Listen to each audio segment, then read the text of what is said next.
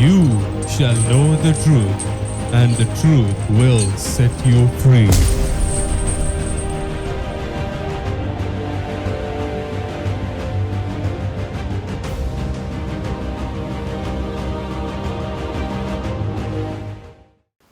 Greetings to you in the name of our Lord Jesus Christ. In His presence, the God who sits on the throne, who is the King of Kings and who reigns all the people everywhere all the time. As we are seeing about these soul ties, our focus, I told, is ungodly soul tie that helps us to be delivered. So that's what I am aiming at. I was sharing about godly relationships when creation order inside the relationship is removed and we move out of that creation order for our relationship to be followed, then ungodly soul ties can be formed inside. We see an example, a mother and a child situation.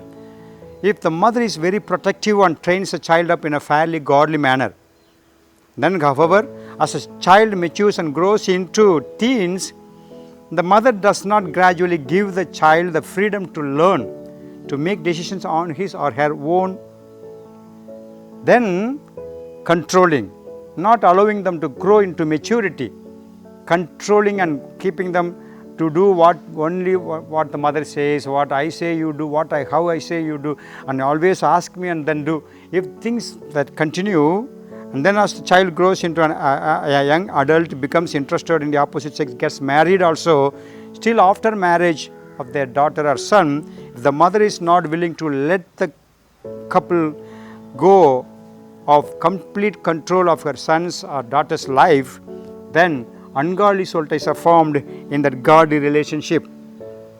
When marriage occurs, the mother still, she is trying to control her child and telling the spouse what to do, trying to run her married son's or daughter's household. This should be a warning for all the mothers and mother-in-laws, where after your children, when they get married, you are not going to control them, you are not to run their family. You can be a help or strengthening or encourager or teaching or giving advice, but never tell them this is what you should do, this is the only thing that you must do.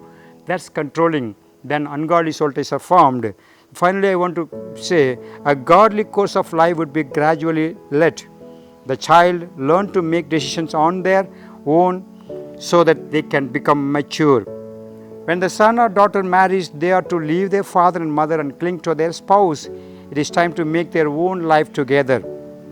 If the mother does not allow them to do that, basically she is being a witch. Understand this. Ungodly soul ties. The result of ungodly soul ties is negative emotions, attitudes, guilt, pain, rejection, rebellion and shame begin to enter in.